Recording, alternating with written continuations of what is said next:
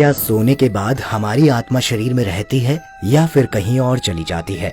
इसके बारे में हमारे धर्मशास्त्रों, वेद, पुराणों के साथ विज्ञान में भी कई तरह के तर्क बताए गए हैं। अगर हम शास्त्रों और पुराणों की बात करें तो उसमें साफ तौर पर बताया गया है कि सोते समय हमारी आत्मा हमारे शरीर से बाहर नहीं जाती। दरअसल इस अंधविश्वास को फैलाने के पीछे का कारण हमारे सपने होते हैं।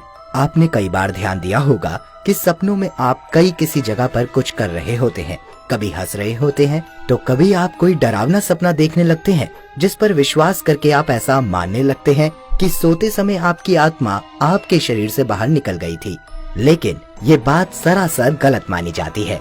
वहीं इसके बारे में स्वप्न शास्त्र का भी कहना है कि जब हम गहरी नींद में होते हैं तो सपने देखते हैं जिस पर हमारा काबू नहीं होता है। हालांकि इसके पीछे का कारण हमारा मानसिक तनाव बताया गया है और ये भी कहा गया है कि आपके आसपास हुई घटना आपके मन में घर कर जाती है, जिसकी वजह से आपको ये आभास होने लगता है कि आपकी आत्मा आपके शरीर के बाहर निकल गई है। वहीं भागवत गीता में भगवान श्री कृष्ण ने अर्जुन को उपदेश देते हुए आत्मा के बारे में कहा था कि आत्मा को तो ना कोई शस्त्र से काट सकता है, ना ही इसे अग्नि जला सकती है, ना ही इसे पानी डुबा सकता है और ना ही इसे हवा सुखा सकती है।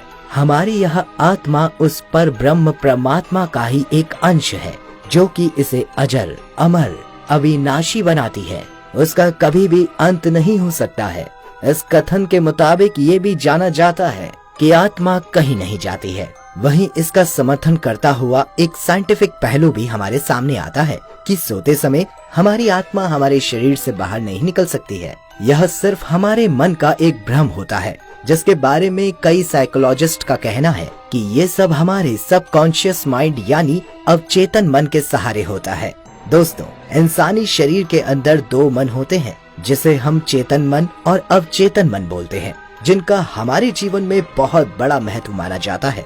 कहा जाता है कि जब इंसान होश में होता है तो वो सारे काम अपने चेतन मन यानी कॉन्शियस माइंड की मदद से करता है, लेकिन जब कोई गहरी नींद में सो रहा होता है तो तब हमारा चेतन मन यानी कॉन्शियस माइंड भी सो गया होता है और इस कारण हमारा दिमाग बाहर की चीजों को देखना और सुनना दोनों ही बंद कर देता है। इसके अलावा हमारे मन में जितने भी अच्छे बुरे ख्याल आ जाते हैं वो सब हमारे चेतन मन की ही देन होते हैं, लेकिन हमारा अवचेतन मन जगा रहता है जो हमें वो सारे पल सपनों के रूप में दिखने लगता है। जिन बातों को हमने कभी न कभी अपने आसपास सुना या पढ़ा होता है, उन बातों को सुनकर हमारा दिमाग एक कहानी बनाने लगता है और इसी वजह से हमें ऐसा लगता है कि सोते समय हमारी आत्मा हमारे शरीर से कहीं बाहर चली जाती है। वहीं काफी कम लोग यह बात जानते होंगे कि हमारा अवचेतन मन चेतन मन से बहुत ज्यादा शक्तिशाली। साथ ही हमारे इस वीडियो को लाइक करें और ज्यादा से ज्यादा शेयर करें।